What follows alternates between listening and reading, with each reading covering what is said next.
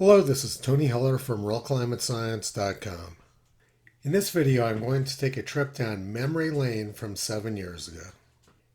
In December 2019, we started getting flooded with propaganda like this. A masked man who dropped dead in the street because of a mysterious new virus caused by bats. The virus was so bad that people had to be locked into their homes to keep them from coming out and infecting others. They never did that in the United States, but we had kinder, gentler lockdowns. It started with 15 days to slow the spread. Then it went to 30 days to slow the spread. Then went on for several years. Small businesses were shut down, so people had to do their shopping at businesses owned by billionaires.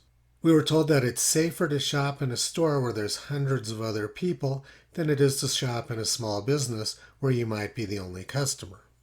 But as long as you followed the arrows, you were safe from the virus.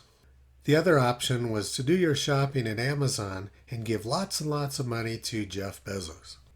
And our benevolent government, which wouldn't let people work, instead sent out cash payments to people so that they wouldn't starve to death. So where did the money come from? The U.S. government got it by borrowing. As soon as the lockdown started, the U.S. national debt greatly increased. But here's where the story gets really interesting. As soon as the lockdowns occurred, the net worth of billionaires skyrocketed. The money which the government was sending out couldn't be used at local businesses because they were shut down, so people had to spend the money at businesses owned by very wealthy people. So the government borrowed a huge amount of money.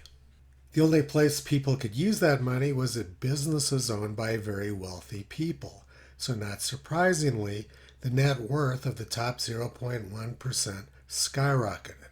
It was a money laundering scam to transfer wealth to the rich. Everyone else got poor while the wealth of the top 0.1% skyrocketed.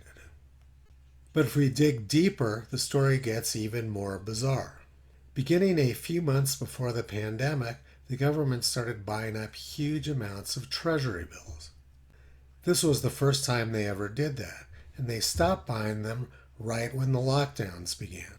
It's almost like they knew something big was coming. Then again, in December of last year, the government started doing the same thing, buying large amounts of treasury bills. Apparently, someone knew that some very disruptive things were going to happen during 2026. Back to COVID, though, the story gets even worse. The White House started pushing massive amounts of PCR testing for COVID. The tests were found to be pretty worthless, but they generated lots of revenue for providers. We got married in New Mexico during June 2021, during one of the few periods when New Mexico wasn't locked down. But we went back in September, and we had friends and family who would not see us because we weren't vaccinated and because we hadn't had PCR tests. The fear factor generated by the government provided huge amounts of income for testing providers and for vaccine providers. President Trump's Operation Warp Speed rushed through testing for mRNA vaccines. And he said that he saved millions and millions of lives all over the world by bypassing safety testing. Operation Warp Speed probably didn't save millions of lives, but it did make $100 billion for pharmaceutical companies. But we're not quite done yet.